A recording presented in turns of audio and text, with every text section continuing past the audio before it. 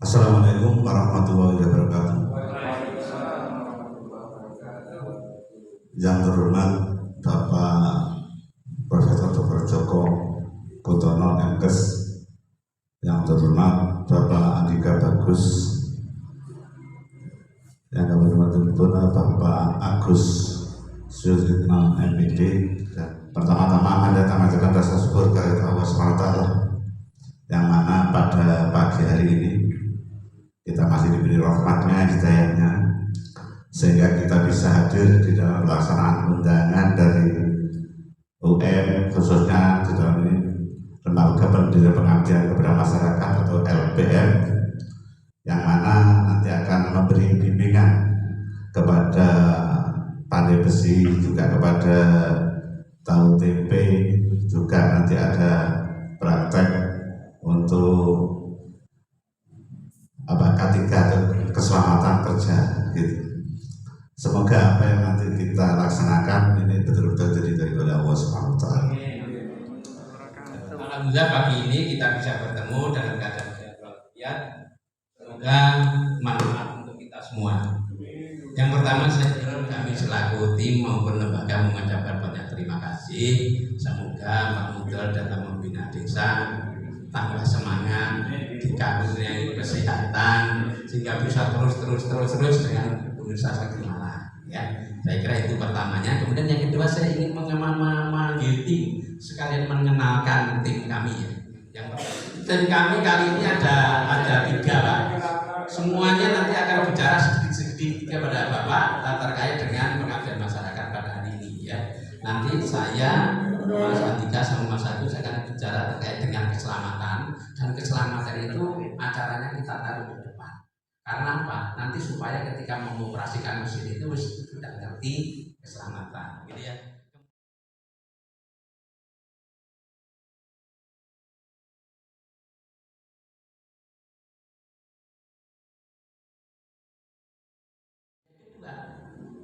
Biasanya itu kecelakaan kerja itu nggak akan benar. Kena itu ngomong yo gagu. Gitu biasanya apa dia ngomong? Yesus nasib. Nah, kemudian sudah nasib, ya biasanya tidak aku yang celakaan wong liya kan bisa begitu. Sehingga apa akibatnya? Nggak perlu rencana mencegah. Kalau sudah 20 nanti itu, maka kemudian besok lapor sih nggak helm, biasanya selamat. Lapor kan itu karena nyepelekin. Oleh karena nyepelekin itu, maka kita punya risiko kecelakaan. Ada berapa itu? Nah ini harus kecelakaan. Kan apa dia budaya kadang-kadang tidak pernah engko gegek, kalau engko gegek ini anu kene iki keprindes, engko gegek ini, engko gegek padahal engko gegek itu penting. Jadi untuk oleh karena perilaku itu marilah kita tonton. Gitu, perilaku itu kita tonton supaya hati-hati. Padahal urutan ini tidak terjadi satu saja, maka kecelakaan kerja tidak terjadi. Jadi misalnya hari Sabtu Bang Mandor memerintahkan si Bro lembur dina Minggu. Seandainya si Mandor tadi tidak merintah lembur, saya kan nyambut gawe, berarti tidak selamat. Ya. Sekarang tetap lagi diperintah, tapi yang kedua tidak terjadi. Si buruh hari Sabtu menghadiri resepsi, si buruh itu pulangnya tidak larut malam. Kecelakaan juga tidak terjadi. Oke lah dia pulang larut malam, tapi nomor terunda si buruh bangun terlambat. Misalnya si buruh tidak bangun terlambat, ya gak kecelakaan. Ya. Oke lah si buruh itu bangun terlambat, tapi nomor 4 buatan si buruh terlambat dengan sepeda motor, itu tidak naik sepeda motor 4 bis misalnya. Enggak. Hanya satu saja rangkaian peristiwa itu tidak terjadi, maka kecelakaan tidak terjadi. Nah, dirubah pandangannya. Harus ada strategi, gitu. Pola pikir yang dirubah dengan apa? Latihan perilaku. Biasanya kecelakaan ini gak mergo alat, gak mergo ini, tapi tapi adalah kelakuan ini.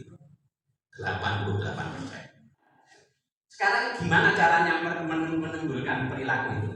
Supaya orang itu bisa latihan perilaku ini caranya. Ya, supaya dados kebiasaan.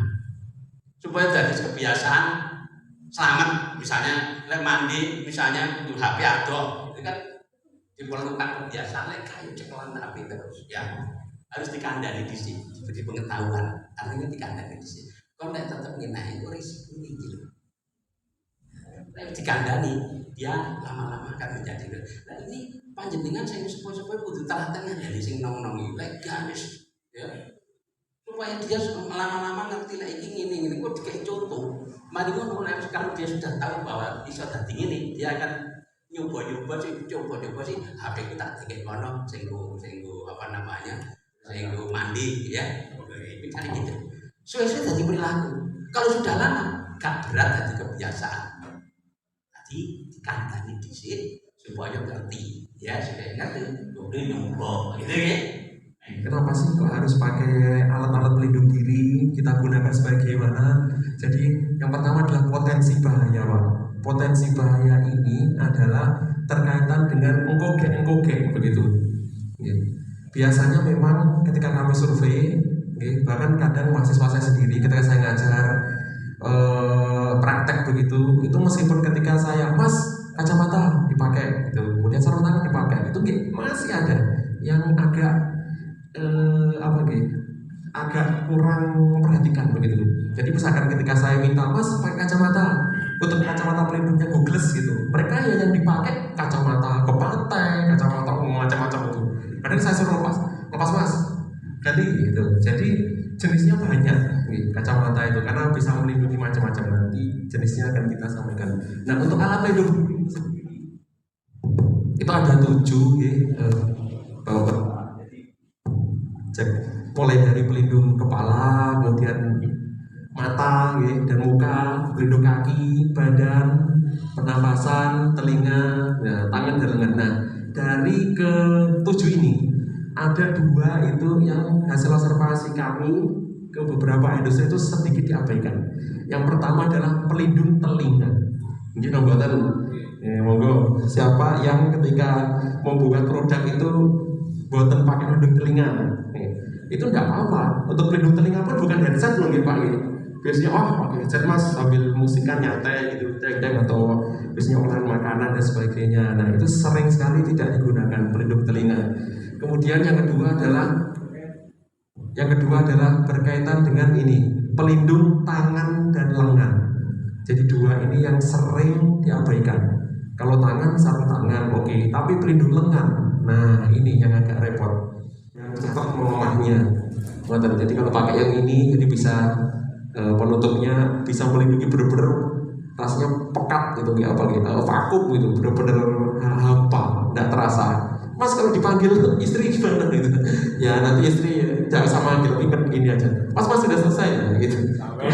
Tutup sekali. Gitu. Nah ini tidak mahal kok, tidak mahal. Berarti ini tidak mahal. Dan ini pun biasanya tempat-tempat teknik itu mesti stoknya banyak sekali. Gitu, tidak mahal kok. Macamnya juga banyak sekali. Ini hanya kelihatannya saja ada antenanya. Ini mungkin bisa untuk telepon. Ya, makan ma. Oke, next. Nah ini tuh dalam pernafasan. Nah ini saya ambil yang paling sederhana, yang paling simpel meskipun jenisnya ada banyak sekali jenisnya, tapi biasanya ada keterangannya di sana. Ada KN berapa dan sebagainya. Mohon tidak menggunakan masker yang medis. Jadi model masker yang medis yang warna hijau itu untuk bekerja berkaitan dengan industri, karena itu adalah kurang ketika dia menyaring atau memfilter dari debu yang masuk. Jadi menggunakan yang benar-benar sebagai gunakan untuk menyaring. Kalau kecil itu memang bisa bermanfaat, tapi kalau sudah tidak terkendali sangat besar, itu bisa menjadi musibah. Musibahnya seperti apa? Salah satunya yang paling fatal adalah kebakaran. Bisa dibayangkan misalkan rumahnya yang Bapak misalkan mohon maaf nih ya, misalkan pas masak kedelai ternyata terjadi kebakaran. Pasti sangat rugi sekali kan ya. Nah, kemudian saat mengolah besi terjadi kebakaran, terjadi kan pasti sangat merugikan. Bagaimana caranya kita bisa mencegah? Kalau teorinya Prof. Joko tadi kan menghilangkan bahaya. Nah, bagaimana caranya? Nah, ini adalah segitiga api. Ini sangat dasar Pak. Jadi api itu terjadi dari 3 bagian. Bahan bakar, fuel itu yang paling bawah. Bahan bakar misalkan arang dari bapak-bapak di besi ya, arang atau bahan bakar minyak, BBM. Nah, itu bahan bakar. Ketemu dengan panas. Dan yang ketiga bertemu dengan oksigen atau udara. Jadi 3 itu tidak ada salah satu saja tidak akan terjadi api. Jadi yang paling mungkin terjadi adalah faktor manusia. Nah, ini yang harus Bapak Ibu perhatikan. Ya, selanjutnya. Nah, ini cara proteksi api itu ada yang aktif, ada yang pasif. Nah, sekarang kita fokus pada proteksi yang aktif. Jadi Bapak Ibu yang aktif. Apa yang paling mudah? Kalau Bapak pasang deteksi alarm kan paling susah Pak ya. Masa di produksi tempe dikasih alarm yang canggih seperti itu kan kosnya terlalu besar. Jadi yang paling ekonomis, jadi menggunakan apa? Nah, ini Bapak Ibu wajib sediakan ya. Jadi nanti disediakan. Nanti kalau sudah selesai dipakai ini bisa diisi ulang, Pak. Bisa diisi ulang. Sama seperti tabung LPG gitu ya. Jadi isinya ini bisa diisi ulang. Nah, isinya itu bermacam-macam. Nanti akan dibahas. Setelah dipakai jarumnya seperti LPG kalau sudah sampai di angka merah berarti kosong, nanti diisi ulang. Ada foam, ada jenis basah itu ada air, busa. Kemudian yang kalau jenis kering itu ada dry powder atau serbuk kering, CO2 dan clean again. Kira-kira ini termasuk jenis apa Pak? Kira-kira ini termasuk jenis apa? Powder di sini ada tulisannya ya. Nah tapi di sini ada kodenya Pak. ABC. Ini bukan baterai harusnya apa ya? Ini adalah kode Pak. Nah, apa kodenya? Silakan next Mas. Nah, ini ada ABCD. ABCD. Kalau di sini tertulis ABC ya berarti hanya bisa memadamkan bahan padat kecuali logam, bisa untuk memadamkan cairan atau gas, dan juga bisa memadamkan untuk kebakaran di peralatan listrik. Kalau untuk logam ini tidak bisa. Ya, ini tidak bisa. Jadi kalau Bapak yang perajin besi ya, itu logam berarti cari yang ada kode D. Ya, jangan ya. Mungkin bisa tapi nggak maksimal. Ya. Nah ini apa itu gagal atau apinya tidak padam itu kenapa? Ada banyak faktornya Pak. Yang pertama tidak sesuai tadi. Kebakarannya karena logam yang terbakar atau meleleh tadi. Dipadamkan pakai ini tidak sesuai, ya tidak maksimal aparnya. Gagal aparnya. Kemudian ukuran tidak sesuai. Ukurannya misalkan aparnya segini, kebakarannya besar satu rumah, kan tidak sesuai. Nah makanya waktu penting tadi Pak ya 3 sampai 10 menit awal tadi itu adalah waktu yang penting. Harus bisa dipadamkan dengan apa? Kalau tidak bisa ya sudah amat menunggu pemadam kebakaran ya. Kelas A tadi kayu, kertas, kain, pokoknya yang bukan logam itu bisa diatasi dengan tipe basah. Nah, yang hijau centang 3 ini maksudnya adalah sangat efektif. Jadi kalau kayu terbakar ya sangat efektif kalau disiram air. Yang tidak disarankan misalkan bahan berharga, kalau dengan air luntur ya. Nah, jadi sangat disarankannya pakai tipe kering. Nah, itu. Kemudian bahan-bahan cair yang saya bilang tadi tidak disarankan dengan air karena akan tambah besar apinya. Nah, kemudian panel listrik ini juga tidak disarankan menggunakan air. Kesetrum nanti Pak ya. Airnya mau biar. Nah, kalau kita lihat ini kan tipe powder Pak ya. Kita lihat bisa semua ya. Ya, disarankan semua. Centang 2 semua, paling kecil centang 2. Nah, berarti disarankan Pak, daripada Bapak membeli yang basah, membeli yang busa, membeli yang powder, 4 jenis itu, cukup 1 ini saja. Ini kenapa dibasahi tadi? Ini kan pori-porinya besar Pak ya. Nah, biar udaranya, tujuan utamanya agar udaranya itu habis atau hilang. Ini dibasahi dulu. Viral. Nah, ini jangan takut Pak. Nah, jadi kalau tujuannya menghilangkan udara, setelah diletakkan itu pastikan rapat. Ya, ini nggak usah takut. Ini udaranya sudah habis. Kita coba. Jadi apa? Rok. Berarti Pak ya. Langsung baca. 1, 2, 3. Mantap. Halus-halus. Oke.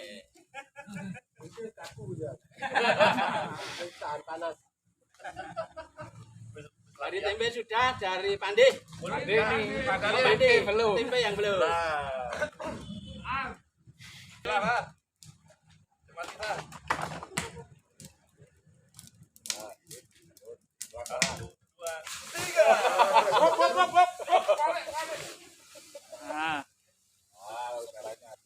Nah, itu tadi Pak ya, tadi ada ruang sedikit. Nah, jadi udaranya masih masuk, jadi nggak bisa padam. Nanti malah karungnya yang kebakar lama-lama. Jadi pertama nanti diambil dulu Pak ya, namanya. Ini plastiknya dibuka. Nah, ini oh, langsung ya. Nah, ini ya. Nah, terus ini tarik. Nah, baru nanti ini diarahkan ke sumber api Pak.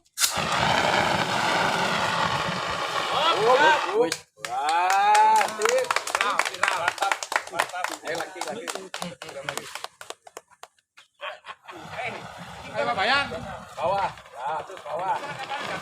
Hup. Kan kentean tutup bolos. Hup. Kuwi titik ae. Jrote. Informasi.